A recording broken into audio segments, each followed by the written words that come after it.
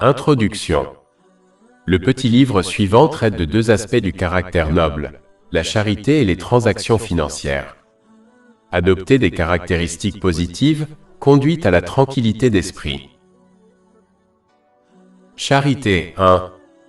Dans un hadith trouvé dans Jami at-Tirmidhi, numéro 661, le saint prophète Muhammad, paix et bénédiction d'Allah sur lui, a conseillé que lorsqu'un musulman fait don d'une petite quantité de charité, comme une seule date provenant de revenus licites, Allah, l'exalté, donnera une récompense au jour du jugement équivalente à une grande montagne. La première chose à noter est qu'Allah, le Très-Haut, n'est satisfait que des biens obtenus légalement et utilisés de manière licite. Toute richesse obtenue illégalement corrompt toute bonne action pour laquelle elle est utilisée, comme la charité ou l'accomplissement du pèlerinage sacré. Un hadith trouvé dans Sahih Muslim, numéro 2346, avertit clairement que l'invocation d'une personne sera rejetée si elle obtient et utilise l'illicite. Si l'invocation d'une personne est rejetée, comment une autre action peut-elle être acceptée par Allah, le Très-Haut? Enfin, ce hadith indique l'importance de dépenser de la manière qui plaît à Allah, l'exalté, comme de dépenser pour ses besoins et ceux de ses proches. Cela a été confirmé dans un hadith trouvé dans Sahih Bukhari, numéro 4006. Allah, l'exalté, récompensera grandement ceux qui dépensent de la bonne manière en fonction de leur intention, c'est-à-dire de la qualité de leurs dépenses et non de la quantité. Par conséquent, les musulmans doivent corriger leur intention en dépensant pour elle amour d'Allah, l'exalté, selon les traditions du saint prophète Muhammad, paix et bénédiction d'Allah sur lui, peu importe le montant. Il est important pour un musulman de dépenser selon ses moyens et de ne jamais s'inquiéter de la quantité ou de la quantité qu'il dépense. On espère que quiconque dépense selon ses moyens sera récompensé selon le statut infini d'Allah, l'exalté, qui dépasse l'entendement. Mais celui qui se retient manquera cette grande récompense. De plus, le hadith principal inclut également l'utilisation des autres biens licites de ce monde de manière à plaire à Allah, l'exalté, comme aider les autres émotionnellement et physiquement.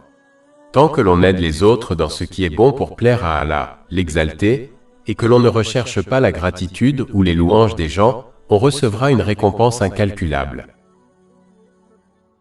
Charité 1. Dans un hadith trouvé dans Jami at-Tirmidhi, numéro 661, le saint prophète Muhammad, paix et bénédiction d'Allah sur lui, a conseillé que lorsqu'un musulman fait don d'une petite quantité de charité, comme une seule date provenant de revenus licites, Allah, l'exalté, donnera une récompense au jour du jugement équivalente à une grande montagne. La première chose à noter est qu'Allah, le Très-Haut, n'est satisfait que des biens obtenus légalement et utilisés de manière licite. Toute richesse obtenue illégalement corrompt toute bonne action pour laquelle elle est utilisée, comme la charité ou l'accomplissement du pèlerinage sacré. Un hadith trouvé dans Sahih Muslim, numéro 2346, avertit clairement que l'invocation d'une personne sera rejetée si elle obtient et utilise l'illicite. Si l'invocation d'une personne est rejetée, comment une autre action peut-elle être acceptée par Allah, le Très-Haut? Enfin, ce hadith indique l'importance de dépenser de la manière qui plaît à Allah, l'exalté, comme de dépenser pour ses besoins et ceux de ses proches.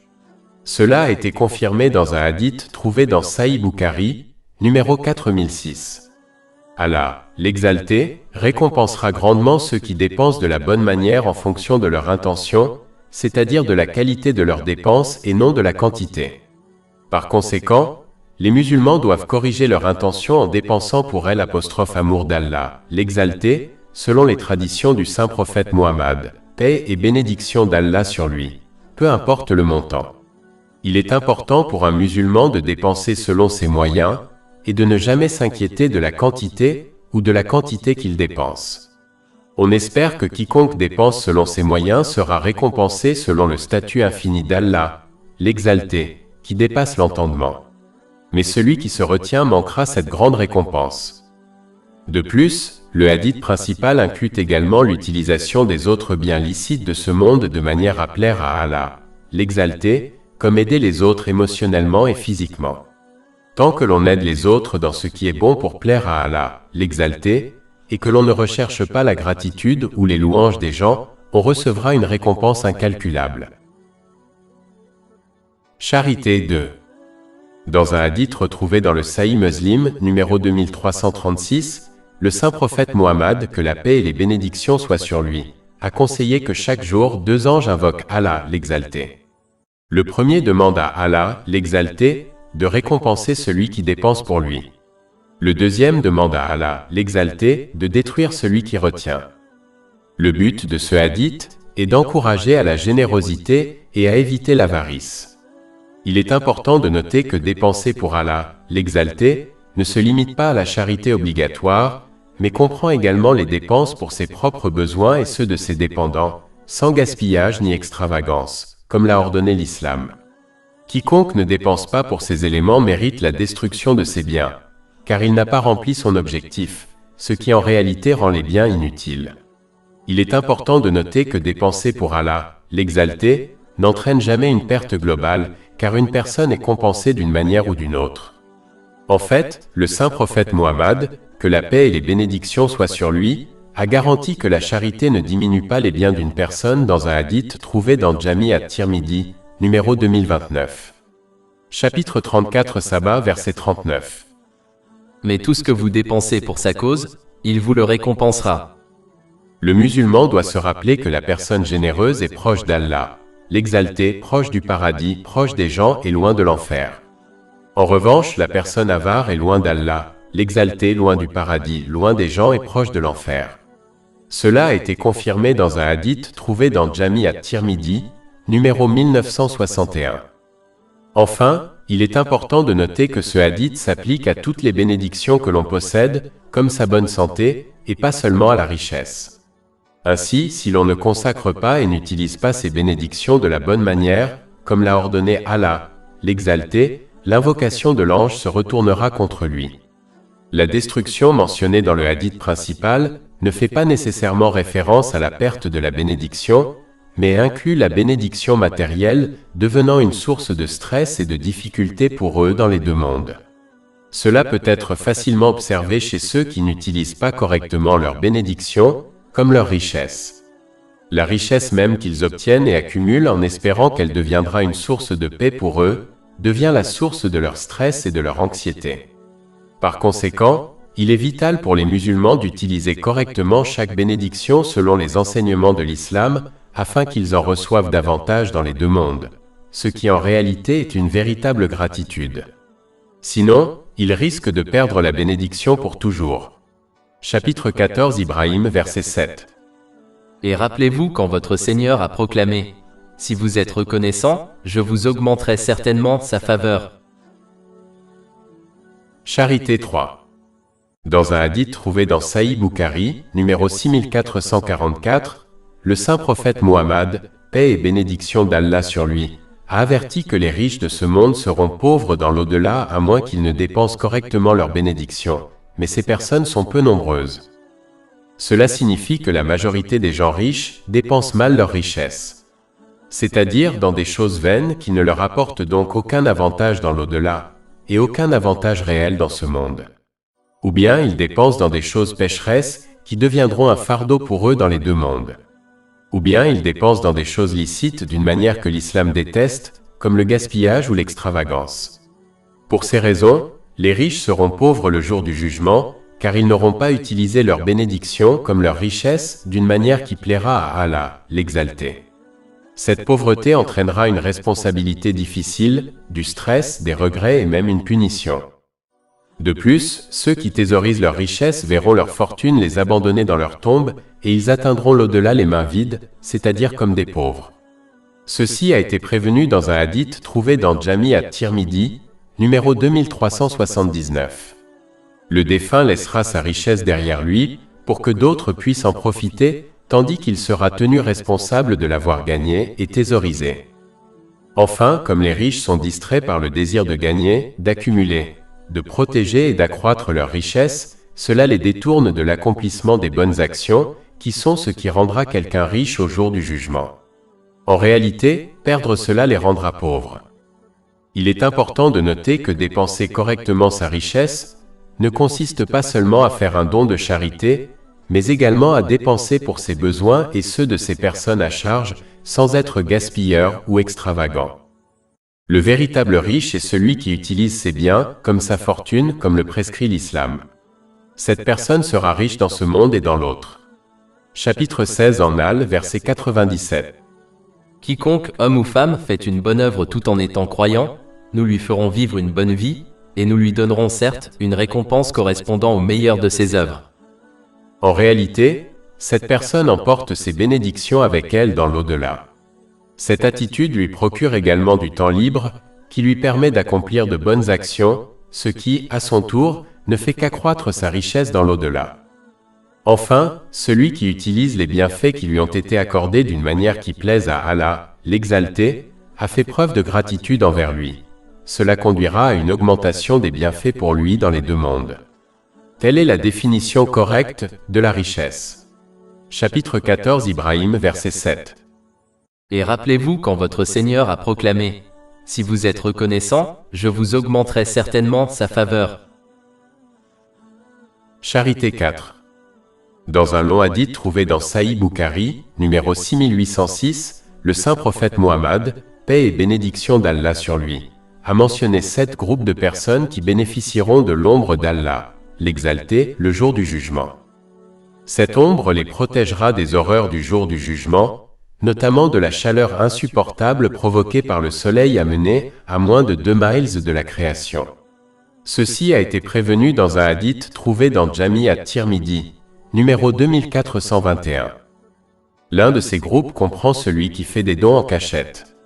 Même si le fait de faire des dons en cachette peut inciter les autres à faire de même, ce qui augmente la récompense en fonction du nombre de personnes qui suivent son comportement, ce qui est confirmé par un hadith trouvé dans Sahih Muslim, numéro 2351, faire des dons en cachette évite le péché dangereux de l'ostentation, qui détruit l'acte de quelqu'un.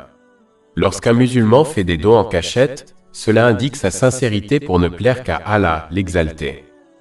Il est important de noter que ce hadith n'a pas fixé de limite quant au montant de la charité à donner. Ainsi, un musulman n'a aucune excuse s'il ne suit pas ce conseil, car Allah, l'exalté, observe la qualité d'un acte, c'est-à-dire la sincérité d'une personne, et non la quantité. Cela a été confirmé dans un hadith trouvé dans Sahih Bukhari, numéro 1. En outre, la charité en islam ne se limite pas à la donation de biens. En fait, elle englobe toutes les bonnes actions comme le fait d'ordonner le bien et d'interdire le mal.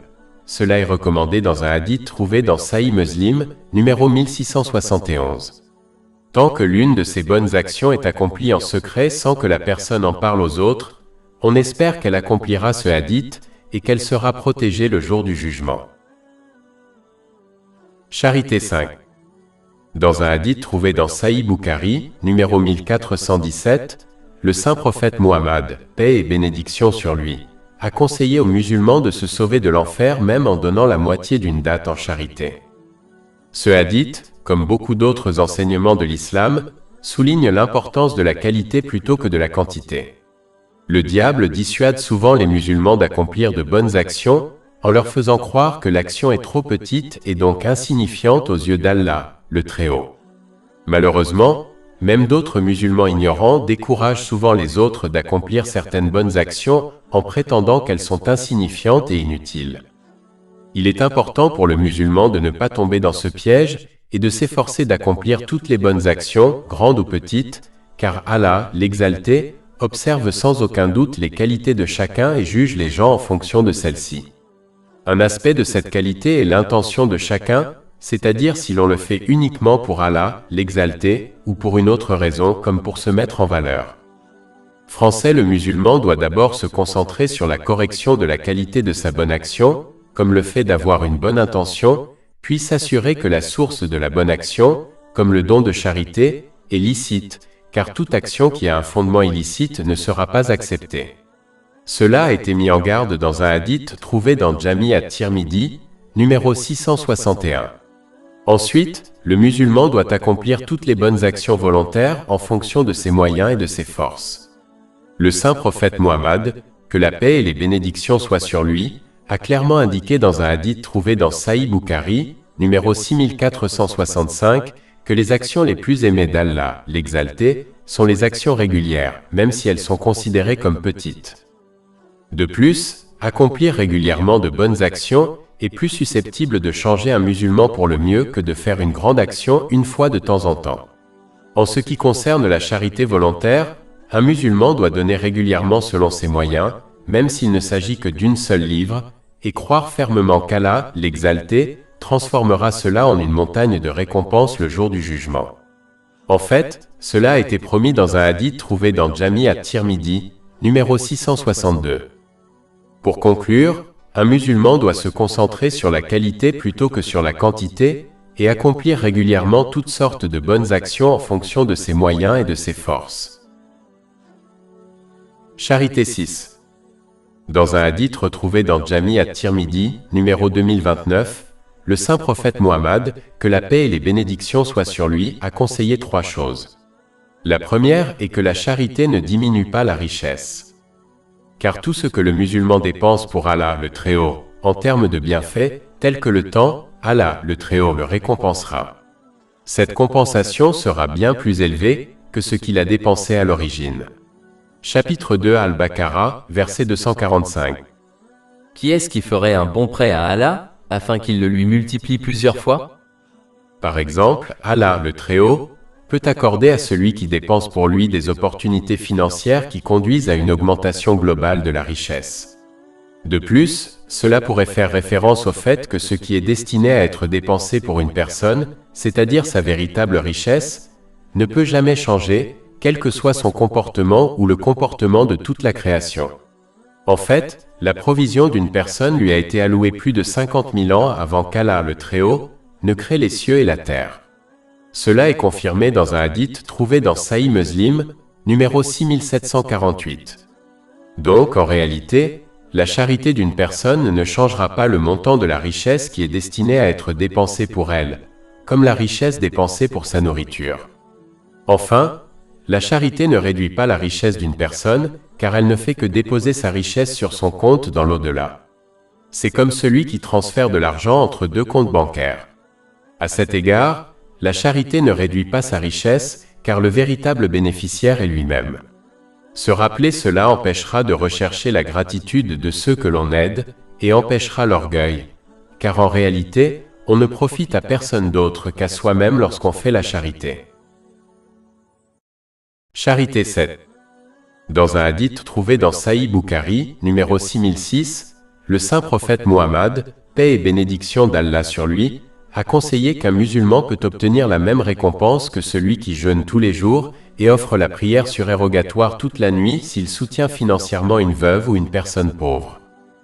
Dans ce monde moderne et trépidant, les musulmans ont souvent du mal à trouver le temps d'accomplir des actes vertueux volontaires, comme le jeûne volontaire ou la prière nocturne volontaire. L'islam, comme toujours, offre à chacun, quel que soit son mode de vie, un moyen pratique de recevoir la récompense d'Allah, l'exalté. Dans ce cas, un musulman peut soutenir financièrement une veuve ou une personne pauvre afin d'obtenir cette grande récompense. Il est encore plus facile de nos jours de parrainer les nécessiteux, car il n'est pas nécessaire de se déplacer pour les aider. On peut faire appel à des organismes caritatifs réputés et dignes de confiance afin de faire des dons régulièrement. Et un musulman ne doit pas se laisser tromper et dissuader de faire des dons, en croyant que son argent n'atteindra pas les nécessiteux car Allah, l'exalté, le récompensera selon son intention, que l'argent parvienne aux pauvres ou non. Cela a été indiqué dans un hadith, trouvé dans Sahih Bukhari, numéro 1. Le devoir d'un musulman est de faire un don via une œuvre de charité réputée et digne de confiance, avec la bonne intention, à savoir plaire à Allah, l'exalté. Parrainer les nécessiteux n'est pas cher, car la plupart des gens dépensent plus d'argent pour leurs factures de téléphone mensuelles et d'autres choses de luxe inutiles. La triste vérité est que si chaque musulman financièrement capable parrainait une personne dans le besoin, cela réduirait considérablement la pauvreté dans le monde. Enfin, celui qui n'a pas les moyens de faire cela doit encourager celui qui en a les moyens, et ainsi, il recevra la récompense de son don. Cela a été confirmé dans un hadith trouvé dans Jami at-Tirmidhi, numéro 2674. Il n'y a donc aucune raison pour que tous les musulmans passent à côté de cette récompense facile. Charité 8. Dans un hadith trouvé dans Jami at-Tirmidhi, numéro 664, le saint prophète Muhammad, paix et bénédiction d'Allah sur lui, a conseillé que la charité éteint la colère d'Allah, l'Exalté, et protège contre une mort mauvaise. Cette charité comprend à la fois la charité obligatoire et la charité facultative. Comme mentionné dans ce hadith, la charité a un effet positif important car la richesse est souvent une chose terrestre appréciée par les gens. Ainsi, lorsqu'ils l'abandonnent pour l'amour d'Allah, l'Exalté, en la donnant aux nécessiteux, Allah, l'Exalté, détourne d'eux sa colère causée par leur désobéissance.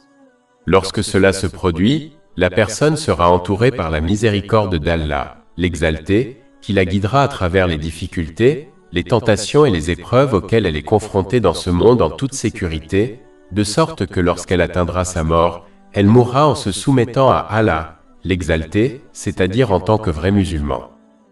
Une mort mauvaise est celle d'une personne qui meurt sans foi. Cela peut se produire lorsque la foi est faible, ce qui est le résultat de son ignorance de la science islamique. Plus on acquiert et agit en fonction de la science islamique, plus sa foi devient forte. Une mort mauvaise peut également se produire lorsque l'on persiste dans les péchés majeurs, comme l'abandon des prières obligatoires. Il n'est pas nécessaire d'être un savant pour conclure où cette personne finira dans l'au-delà.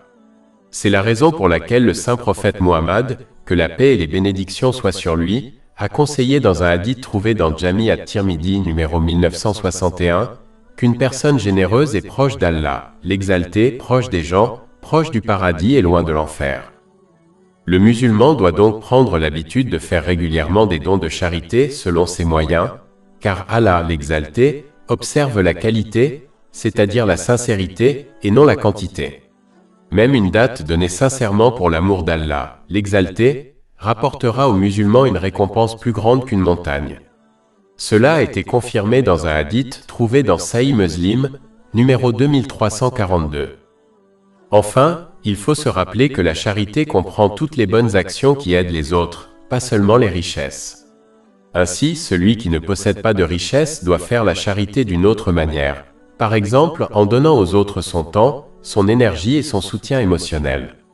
Le moins que l'on puisse faire est de garder ses actes de violence verbale et physique loin des autres, car cela est considéré comme une charité envers soi-même. Cela a été conseillé dans un hadith trouvé dans Sahih Muslim, numéro 250. Charité 9. Dans un hadith trouvé dans le numéro 603 du livre Conscience et appréhension de l'imam Munzari, le saint prophète Muhammad, paix et bénédiction d'Allah sur lui, a conseillé à chacun de se tenir à l'ombre de sa charité le jour du jugement.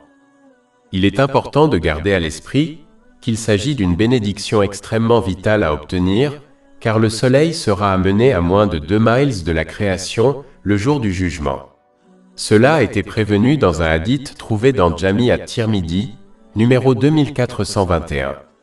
Les gens ont du mal à supporter la chaleur d'une journée d'été, comment pourront-ils supporter la chaleur du jour du jugement sans ombre? Le musulman doit donc s'efforcer de faire régulièrement la charité quelle que soit sa quantité, car Allah, l'Exalté, ne tient pas compte de la quantité, il juge les actions en fonction de leur qualité, de leur sens et de leur sincérité. Cela est confirmé dans un hadith trouvé dans Sahih Bukhari, numéro 1. De plus, un hadith trouvé dans Sahih Bukhari, numéro 6465, conseille que les actes les plus aimés d'Allah, l'Exalté, sont les actes réguliers, même s'ils sont petits. En fait, Allah, l'Exalté, a clairement indiqué qu'il récompensera les actions même si elles sont de la taille d'un atome. Chapitre 99 Az-Zalzala, verset 7. Ainsi, quiconque fait ne serait-ce que le poids d'un atome de bien le verra.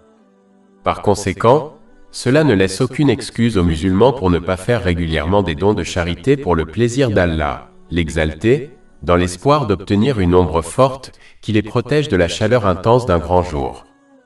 Enfin, il faut se rappeler que la charité comprend toutes les bonnes actions qui aident les autres, pas seulement les richesses. Ainsi, celui qui ne possède pas de richesse doit faire la charité d'une autre manière, par exemple en donnant aux autres son temps, son énergie et son soutien émotionnel. Le moins que l'on puisse faire est de garder ses actes de violence verbale et physique loin des autres, car cela est considéré comme une charité envers soi-même. Cela a été conseillé dans un hadith trouvé dans Sahih Muslim, numéro 250. Charité 10. Dans un hadith trouvé dans Jami at-Tirmidhi, numéro 1855, le saint prophète Muhammad, paix et bénédiction sur lui, a conseillé certaines caractéristiques qui permettront à un musulman d'entrer au paradis en paix. L'une de ces caractéristiques est de nourrir les autres pour l'amour d'Allah, l'Exalté. C'est une grande action qui conduit à la satisfaction d'Allah, l'Exalté, et à une grande récompense. Chapitre 76 Al-Insan, versets 9 à 11. Nous vous nourrissons uniquement pour la face d'Allah. Nous ne désirons de vous ni récompense ni gratitude. Nous craignons en vérité de notre Seigneur, un jour rude et pénible. Allah les protégera donc du mal de ce jour-là, et leur donnera la splendeur et le bonheur. De plus, celui qui nourrit les autres pour l'amour d'Allah, l'Exalté, sera nourri des fruits du paradis le jour du jugement.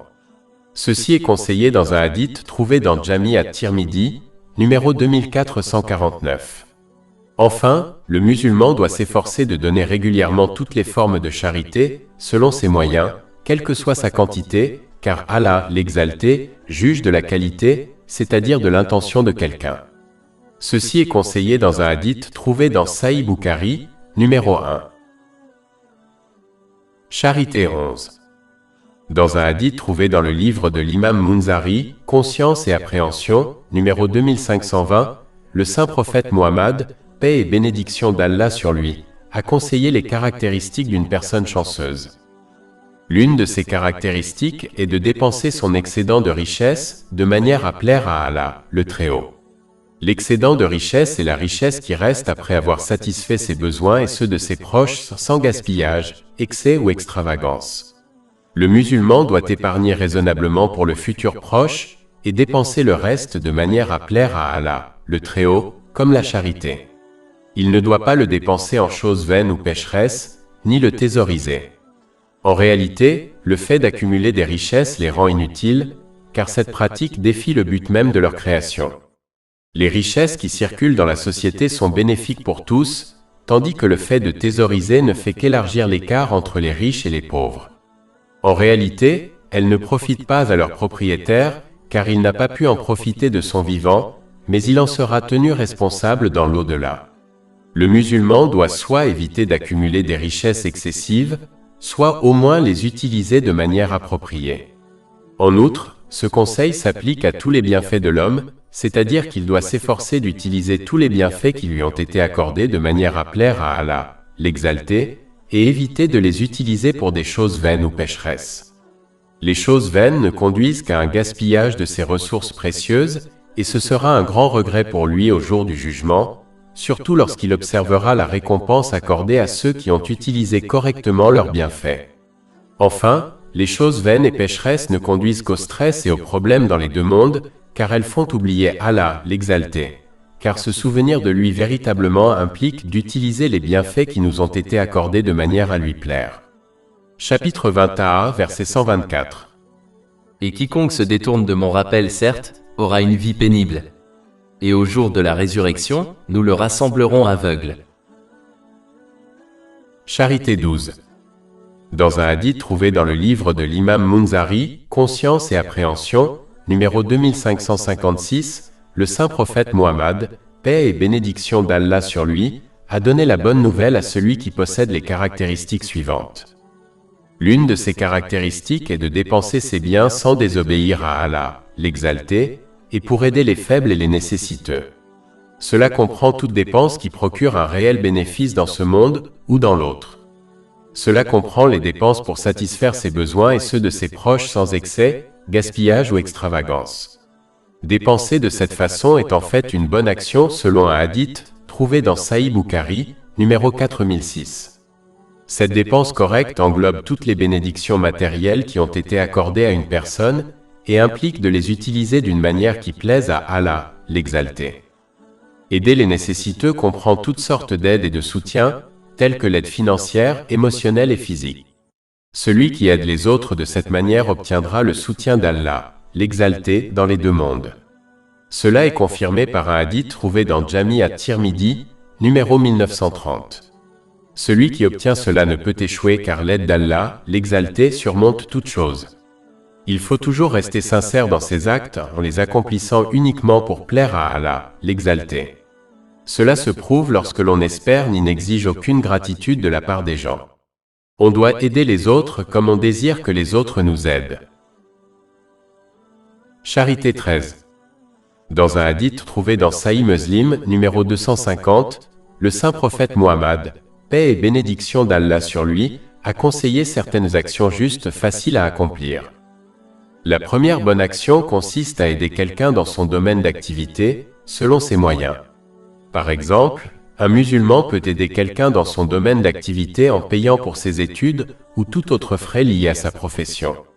Aider de cette manière est en fait une excellente façon de soutenir une famille entière, car aider une personne qui gagne suffisamment pour subvenir aux besoins de sa famille revient à soutenir indirectement cette famille, même si cela est beaucoup moins cher et plus facile que de subvenir aux besoins de toute la famille. De plus, le donateur continuera à percevoir une récompense, même après son décès, tant que la personne bénéficiera de son soutien tout en exerçant son métier. Le hadith principal qui nous intéresse ici est que le musulman doit aider une personne qui n'a pas de profession. Cela peut consister à lui conseiller la meilleure chose à faire pour obtenir une richesse légale, à payer ses études ou à encourager les entrepreneurs à l'embaucher. Cela comprend tout ce qui aide ce type de personne à obtenir une subsistance légale afin qu'elle puisse subvenir à ses besoins et à ceux de ses personnes à charge.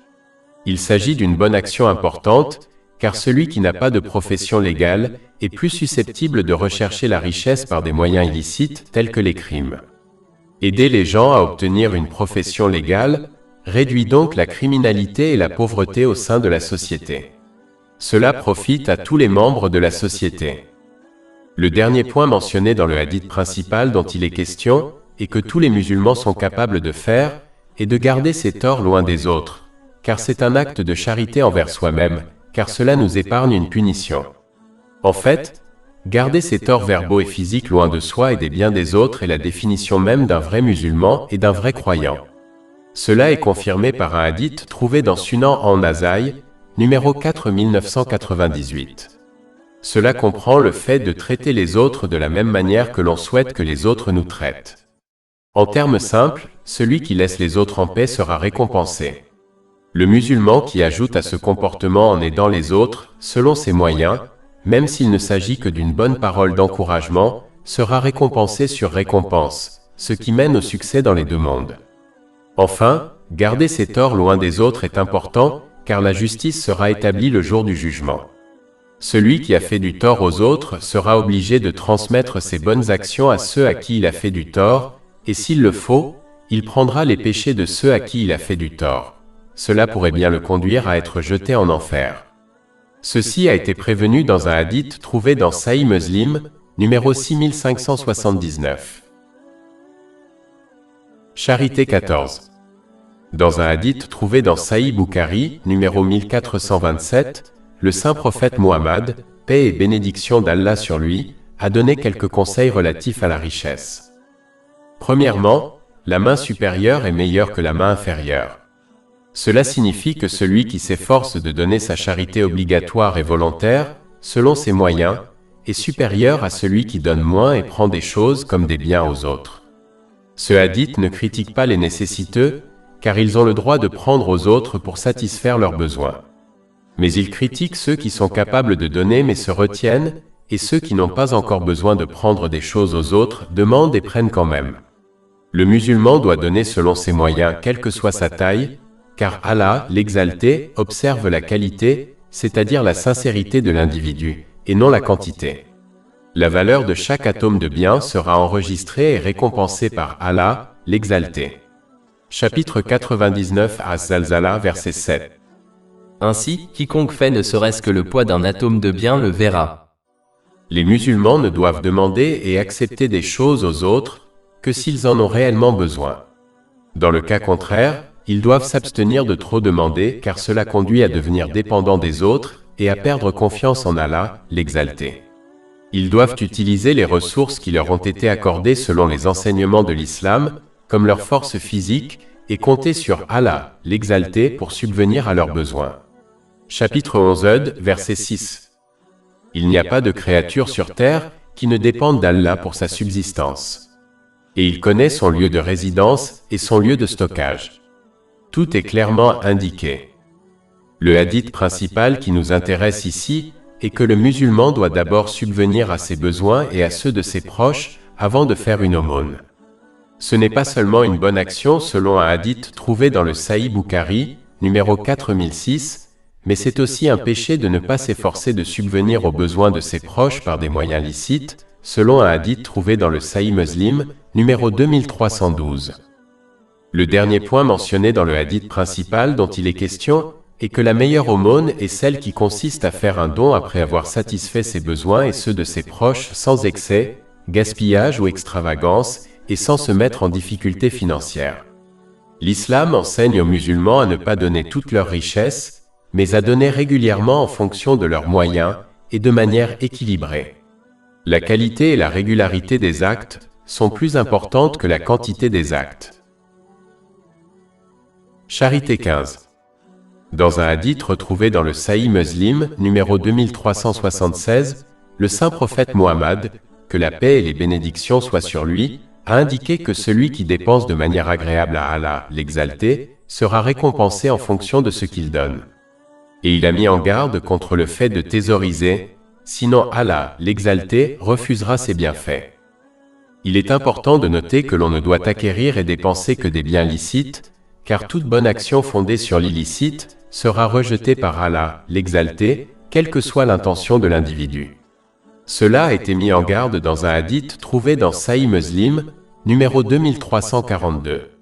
Tout comme le fondement intérieur de l'islam est l'intention, de même le fondement extérieur de l'islam est l'acquisition et l'utilisation du licite.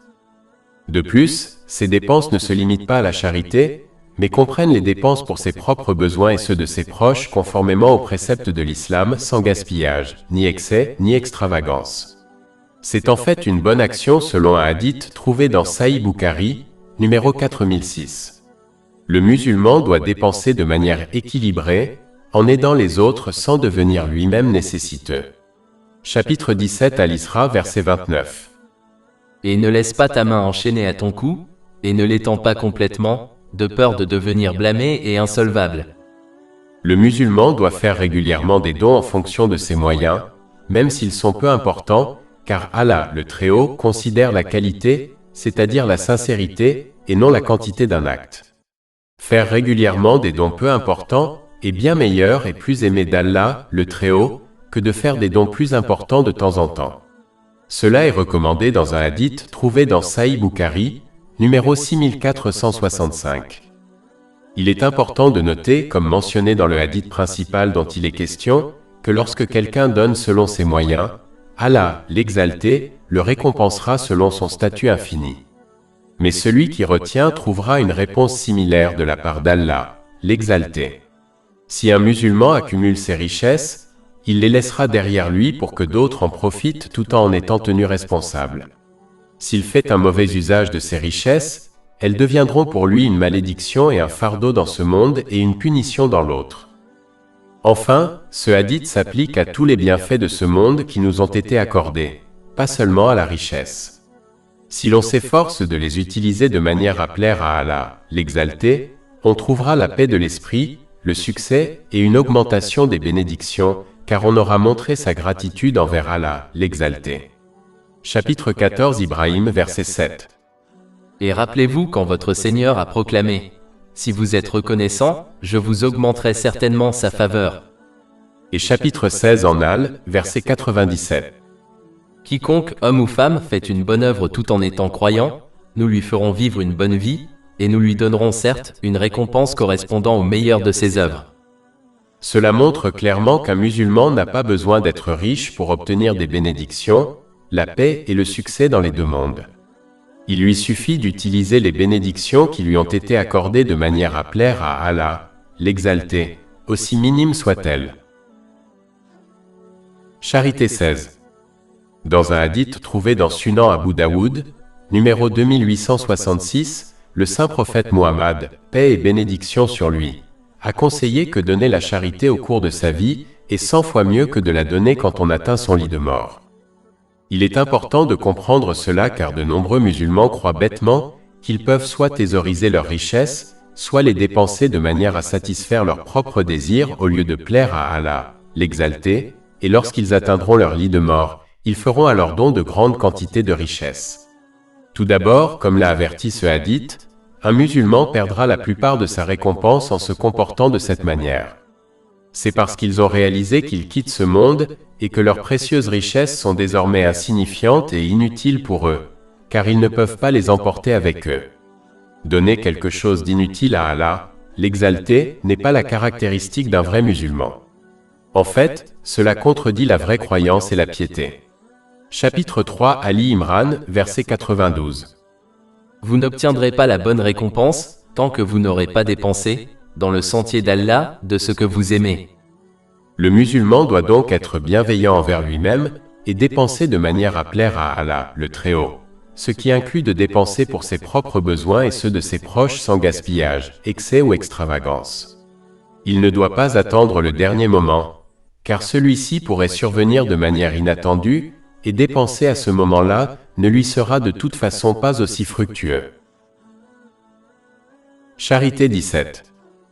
Dans un hadith trouvé dans le Sunan Abu Daoud, numéro 2511, le saint prophète Mohammed, que la paix et les bénédictions soient sur lui, a mis en garde contre l'avidité. Cela peut conduire à ne pas donner la charité obligatoire, et cela ne mène qu'à la destruction dans les deux mondes.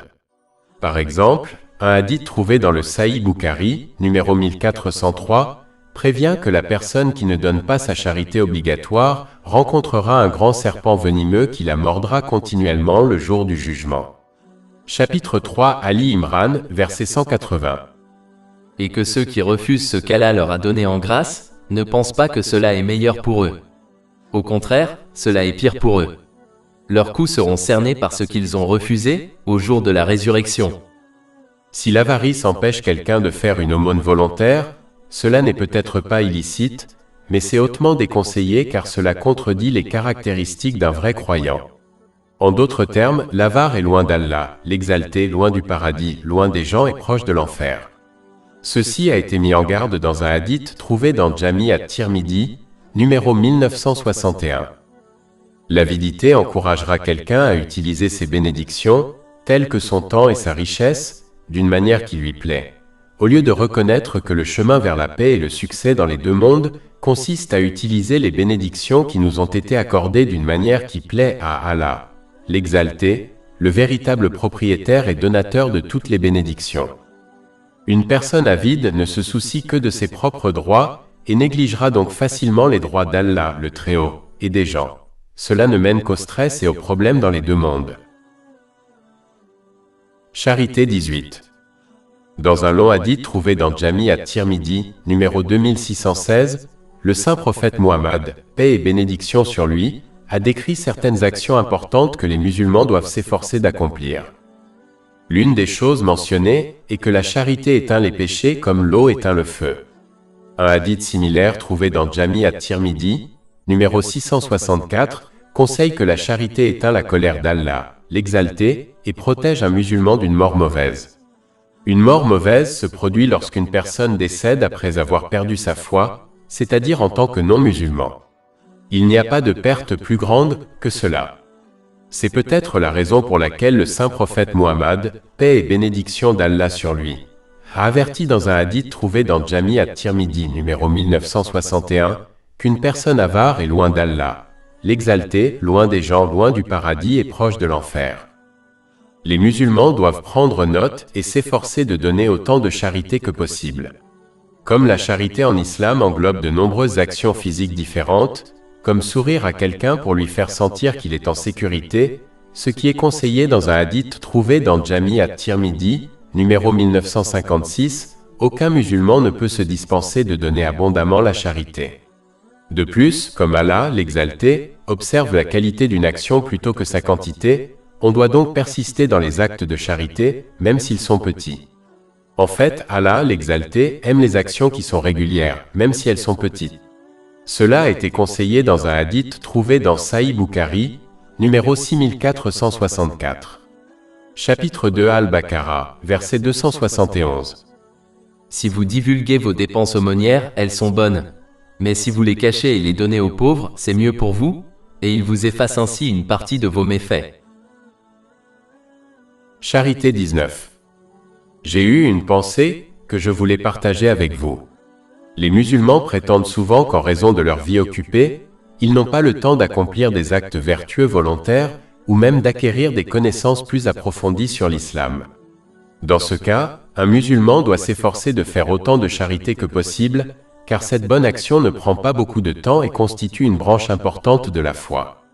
Il existe d'innombrables vertus liées à la charité qui ont été mentionnées dans le Saint-Coran et les hadiths du Saint-Prophète Muhammad, que la paix et les bénédictions soient sur lui. Par exemple, la personne généreuse est proche d'Allah, l'exalté proche des gens, proche du paradis et loin de l'enfer.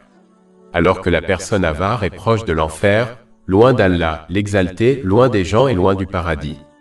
Cela a été conseillé dans un hadith trouvé dans Jami at-Tirmidhi, numéro 1961.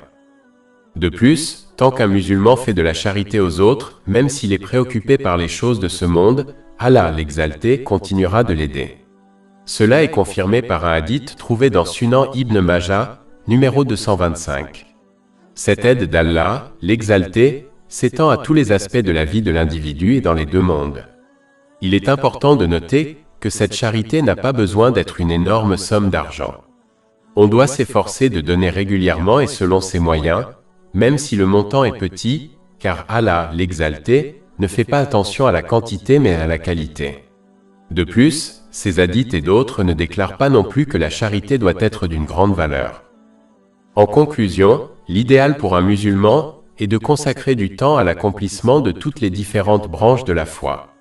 Mais s'il est trop préoccupé par le monde matériel, il devrait au moins accomplir cette branche importante avec les devoirs obligatoires, en espérant qu'à travers elle, Allah, l'exalté, lui accordera le salut au jour dernier.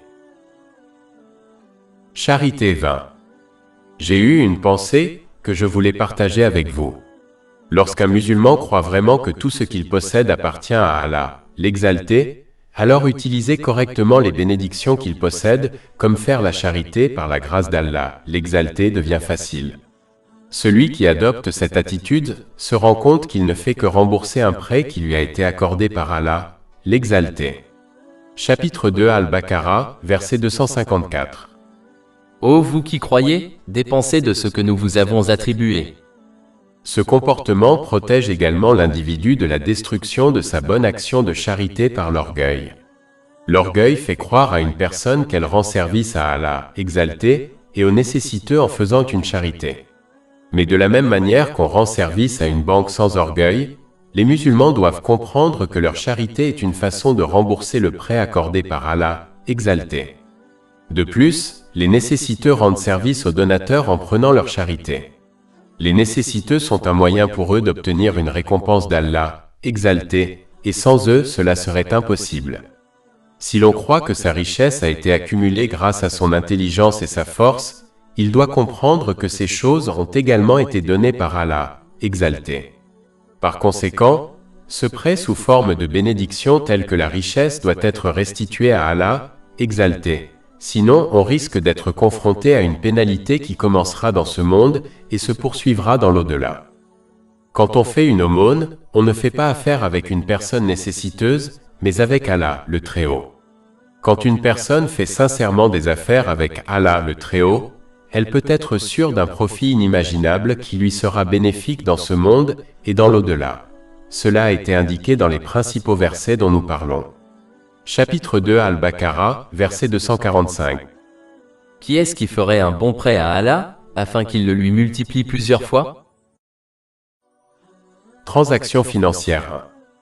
Dans un hadith trouvé dans Sahih Bukhari, numéro 2076, le saint prophète Muhammad, paix et bénédiction d'Allah sur lui, a demandé la miséricorde d'Allah, l'exalté, sur ceux qui sont indulgents dans les questions financières, comme l'achat et la vente de biens, et lorsqu'ils exigent le remboursement d'un prêt. Il est important pour les musulmans de ne pas être avides en matière financière, car l'avidité pousse à l'illégal.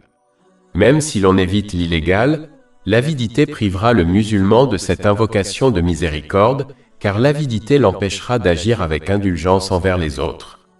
En termes simples, l'avidité éloigne l'individu d'Allah, l'exalté, loin du paradis, loin des gens et près de l'enfer. Ceci a été mis en garde dans un hadith trouvé dans Jami at-Tirmidhi, numéro 1961.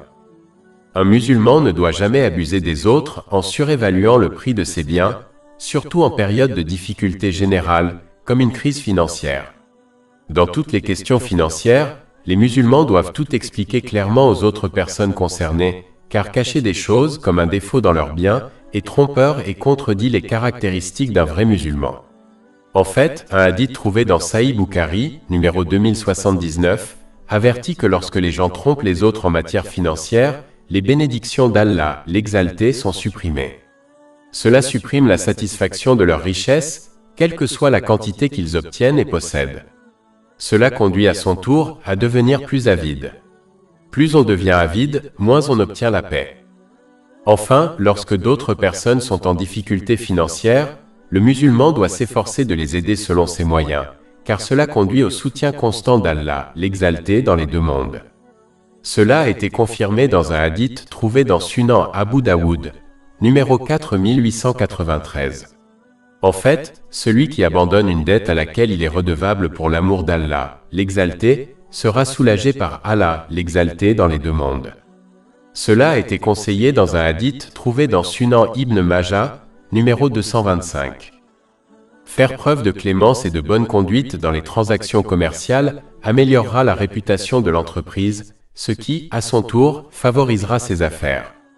Ainsi, adopter la clémence dans les affaires conduit à des avantages aussi bien dans les affaires profanes que religieuses. Enfin, faire preuve d'indulgence dans les affaires permettra également aux musulmans de comprendre que ces affaires ne sont pas sa priorité numéro 1 dans la vie. Elles ne sont rien d'autre qu'un moyen pour parvenir à une fin, la fin étant de se préparer concrètement pour l'au-delà.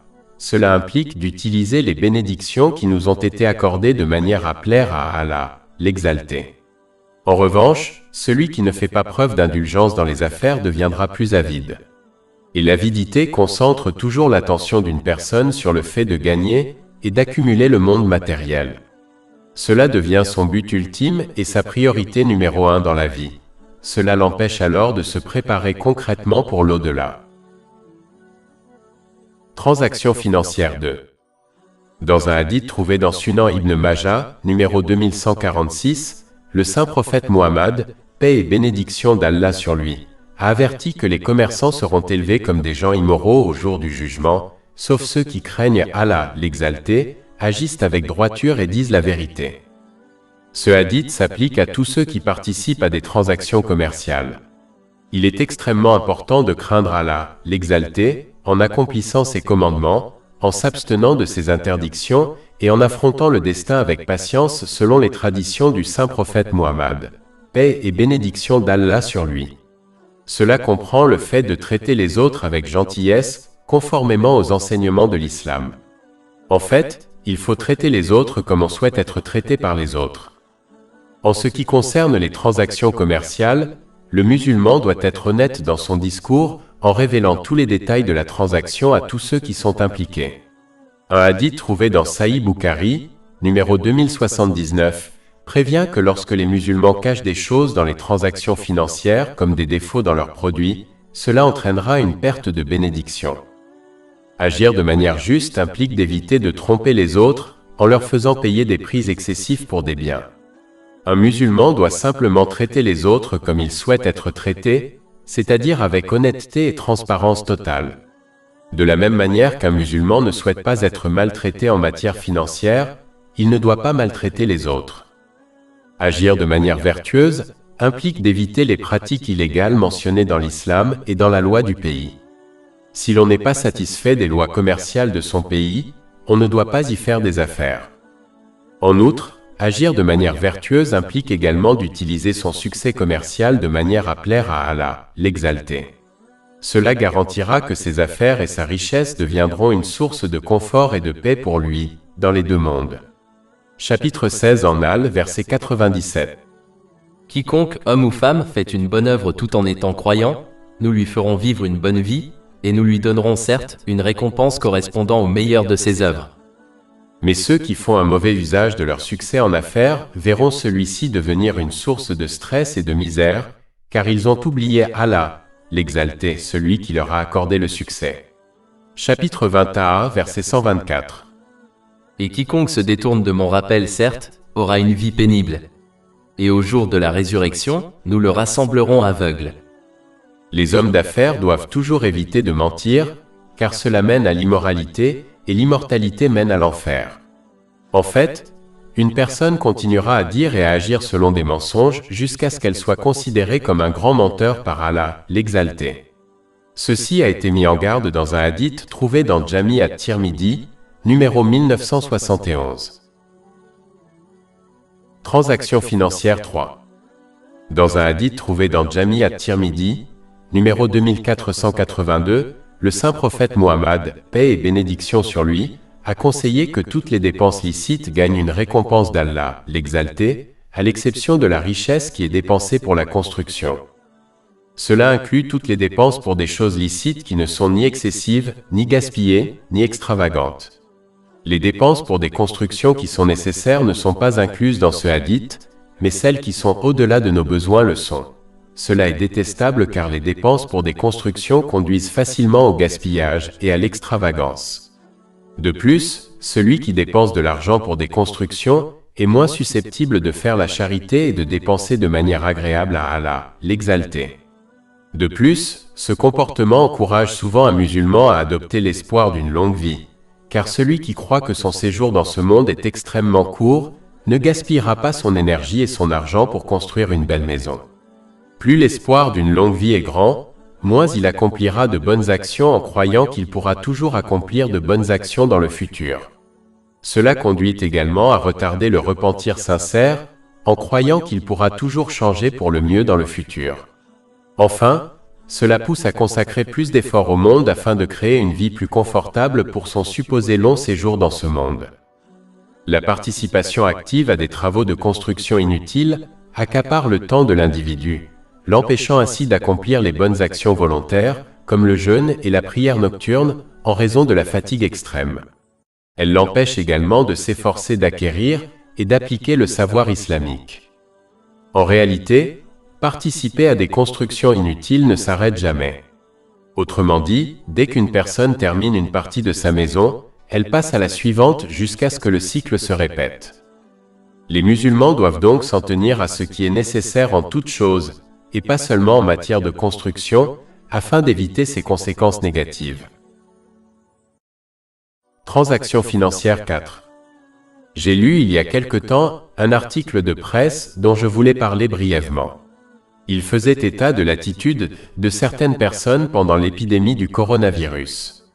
Il est important que les musulmans montrent au monde les véritables enseignements de l'islam en démontrant concrètement le comportement d'un vrai musulman. Il est évident que de nombreuses personnes dans le monde entier traversent des difficultés à cause du virus, notamment des difficultés financières.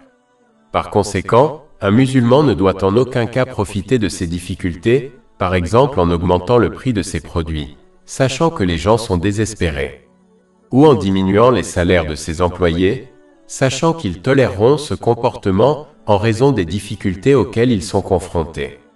Il est essentiel que les gens reconnaissent un musulman non pas à sa tenue islamique, mais à son comportement. Les gens doivent reconnaître la grandeur de l'islam à travers cela. Par exemple, le saint prophète Muhammad, sur lui la paix et le salut, a averti dans un hadith trouvé dans Sahih Bukhari, numéro 2079, qu'un musulman qui vend quelque chose doit révéler ses défauts à l'acheteur avant qu'il ne l'achète, car le mensonge ne fera que retirer les bénédictions d'Allah, l'Exalté. Les musulmans ne doivent donc jamais profiter des difficultés des autres, surtout en période de difficulté et de stress généralisé. Au contraire, les musulmans doivent faciliter les choses aux autres en leur offrant toute l'aide possible. Tant que les musulmans sont occupés à aider les autres pour l'amour d'Allah, l'Exalté, Allah l'Exalté, continuera à les soutenir. Cela a été confirmé dans un hadith trouvé dans Sunan Abu Daoud, numéro 4893. Celui qui reçoit le soutien d'Allah, l'Exalté, ne peut jamais échouer dans ce monde ou dans l'autre. Mais celui qui profite des difficultés des autres, peut bien se retrouver livré à lui-même dans ce monde et dans l'autre. Cela ne mènera qu'au stress dans ce monde, car les choses même qu'ils gagnent grâce à cette attitude deviendront une source de stress pour eux, Et cela pourrait bien conduire à la destruction dans le monde à venir, même si cela n'est pas évident pour une personne dans ce monde. Plus de 400 livres électroniques, livres audio, infographies, podcasts et blogs gratuits disponibles sur notre site web www.checkpod.com.